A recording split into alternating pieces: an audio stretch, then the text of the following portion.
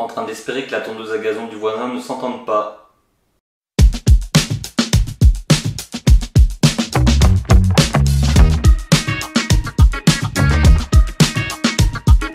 Salut à tous, c'est Fai, j'espère que vous allez bien et aujourd'hui on se retrouve pour une nouvelle vidéo qui va parler du nouveau format de la Ligue des Champions. Demain, le jeudi 29, on a les tirages au sort de la Ligue des Champions et c'est en voyant les posts des différents clubs qui vont jouer à la Ligue des Champions que je me suis dit mais c'est vrai que le format change en fait. Non, parce que nous les fans de foot et les fans de Ligue des Champions, on a l'habitude de ce fameux format des phases de poule où on a 4 équipes à chaque fois dans chaque poule, le premier passe avec le deuxième, le troisième joue l'Europa League et le quatrième se fait éliminer. Et ensuite on a les premiers qui joueront des deuxièmes, des premiers, etc.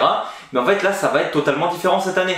Et ça a l'air complètement loufoque leur truc. Jusqu'à maintenant en Ligue des Champions, tous les ans on avait 32 clubs européens qui s'affrontaient donc pour gagner la Ligue des Champions. À partir de cette année on passe de 32 clubs à 36 clubs, donc des clubs en plus. Et on n'a absolument plus de phase de poule, hein. Avant 32 clubs, 8 poules, 4 équipes par poule. Pour l'instant, c'est des maths faciles. Là, on aura 36 clubs dans un même championnat. Alors déjà, ce principe du même championnat, je trouve ça extrêmement bizarre. Après, ils ne vont pas, heureusement, jouer toutes les équipes de ce championnat. Il y aura plein de mini-championnats dans ce championnat.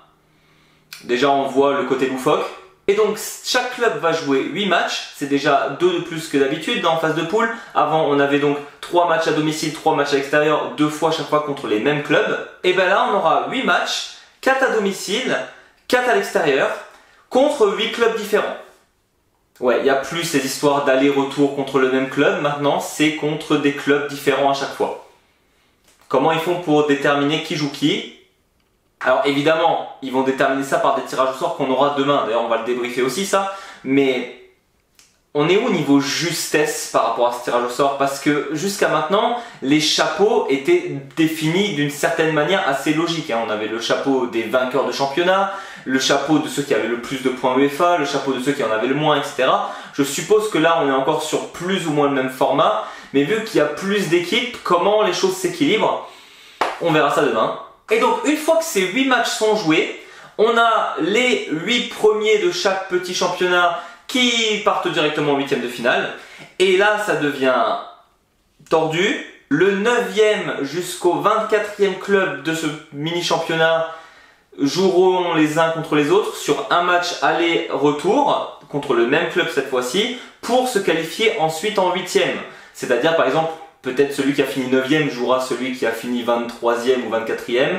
Et sur les 2 matchs aller-retour, le gagnant va rejoindre un des autres clubs en 8e de finale. Pareil, je suppose que c'est fait par rapport au tirage au sort. Sinon, ça aurait été un peu le système des playoffs en NBA. Le 9e joue le 24e, le 10e joue le 23e, etc. jusqu'à ce qu'ils se retrouvent de moins en moins.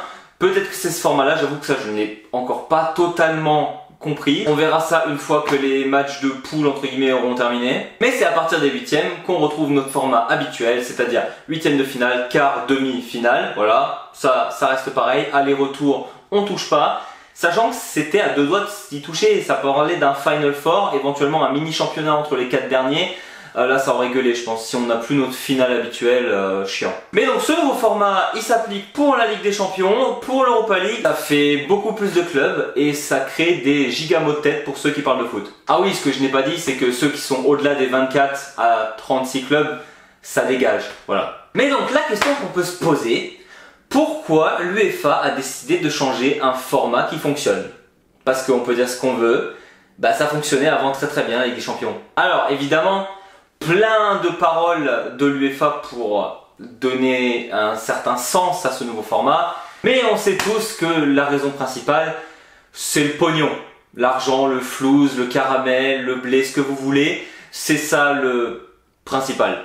Parce que oui, sur le principe, l'idée n'est pas totalement mauvaise. On voit très bien, par exemple, j'en parlais avant, la NBA a ce format de playoff depuis très longtemps. Et d'ailleurs, beaucoup de sports américains ont ce format de playoff. Et les Américains adorent ça. Après c'est vrai qu'on ne consomme pas le sport de la même manière que les Américains en Europe, ça c'est sûr. Mais tout ça pour dire que le système de playoff c'est quelque chose qui fonctionne très bien. Sauf que là, on est sur un système de play-off pour les phases de poule, alors que généralement c'est après éventuellement qu'on en fait. C'est assez bancal, ensuite on revient sur le format initial à partir des huitièmes de finale. C'est bizarre leur truc, même si on sait tout simplement, le but c'était de rajouter encore des équipes. Qui dit rajouter des équipes dit étonnamment rajouter des matchs de foot, et qui dit rajouter des matchs de foot dit plus de droits télé, qui dit plus de droits télé dit argent. C'est pas plus compliqué que ça. Après, ils vont justifier ça sur le principe de l'intérêt. Et oui, on peut dire ce qui est. Les phases de poule avant, on avait donc toujours aller-retour contre le même club. Et on était très très bien avec ça. À partir de maintenant, on aura déjà 8 clubs différents. Et donc, on va moins se lasser des phases de poule. Parce que finalement, à l'époque, quand vous aviez la première ou la deuxième place, on s'en fichait un peu de ce que faisait le résultat des autres clubs. Parce qu'on était plus ou moins déjà qualifiés. Là, ça va être déjà un peu plus complexe vu que la poule en soi, c'est tout le championnat en soi. Donc, ça rajoute déjà beaucoup plus d'enjeux. Et on peut moins se lasser en se disant, tiens, mon club, il ne va pas jouer 2 fois le Baté Borisov, par exemple. Mais je pense sincèrement que ça reste quand même une fausse bonne idée. Parce que, au-delà du côté financier, il y a pas mal d'autres paramètres à prendre en compte. Déjà, qui dit plus de matchs, ça dit peut-être plus d'argent. Ça dit aussi plus de fatigue pour les joueurs, on n'arrête pas d'en parler. À la Coupe du Monde, la FIFA veut rajouter des équipes, donc rajouter des matchs. À l'Euro, on rajoute des équipes, on rajoute des matchs. En Ligue des Champions, on rajoute des équipes, on rajoute des matchs.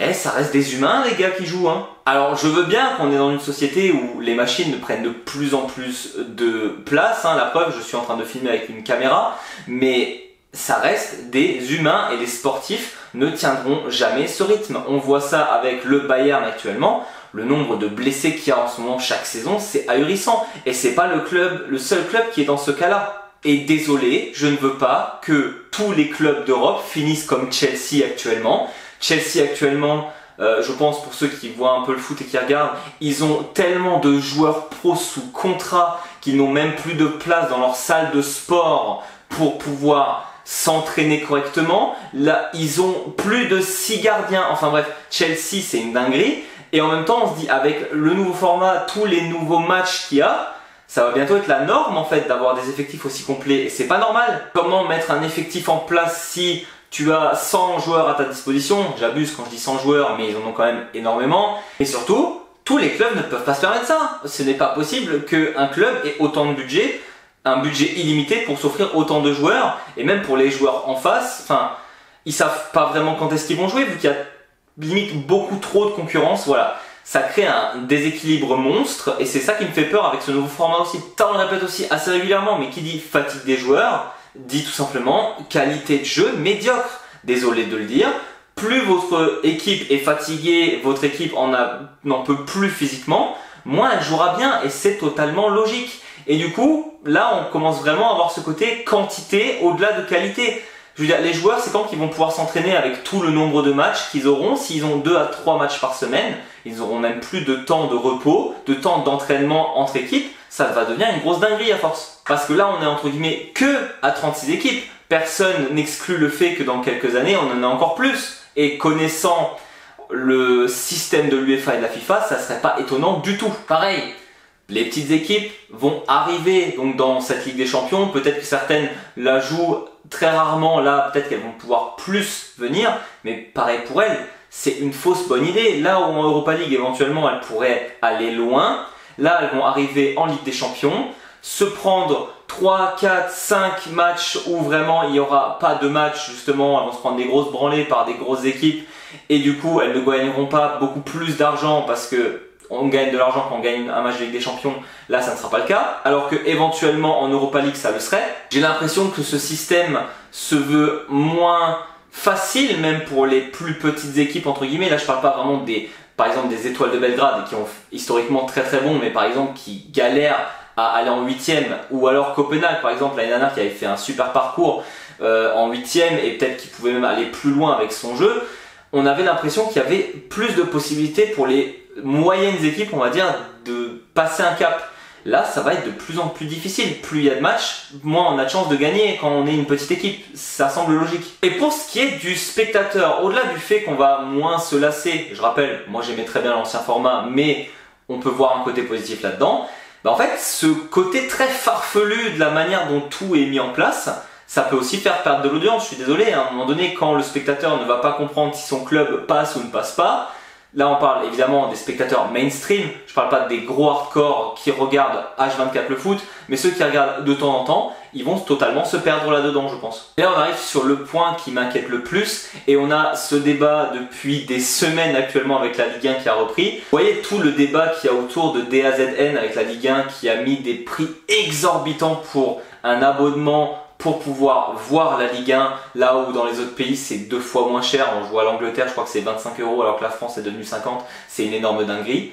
Bah en fait, qui dit plus de matchs dit plus de télé, qui dit la télé va pas se priver de mettre des abonnements beaucoup plus chers pour suivre beaucoup plus de matchs. Ça ne serait absolument pas déconnant venant des grandes chaînes télé. Et ça fait peur pour le spectateur qui a envie de voir des matchs de foot. Déjà qu'on doit prendre des abonnements à droite à gauche pour pouvoir suivre ce qu'on veut entre la Bundesliga qui est sur Bein, la Ligue des Champions qui est sur Canal, Truc qui est sur DAZN, enfin bref, on a déjà tellement de plateformes différentes que si en plus de devoir prendre plusieurs plateformes, on doit commencer à payer des 50 € par plateforme pour voir nos matchs, ça va être absolument impossible de suivre le foot. On rappelle que de base c'est un sport pour tout le monde. En fait, ça va être que les riches qui vont pouvoir le voir. Et c'est pas pour rien actuellement que les plateformes pirates sont en train d'exploser avec les prix. En tout cas, c'est quelque chose qui me fait quand même assez peur. Est-ce qu'on va pas se retrouver l'année prochaine, l'année d'après, je ne sais quand, avec des prix de nouveau exorbitants pour suivre la Ligue des Champions?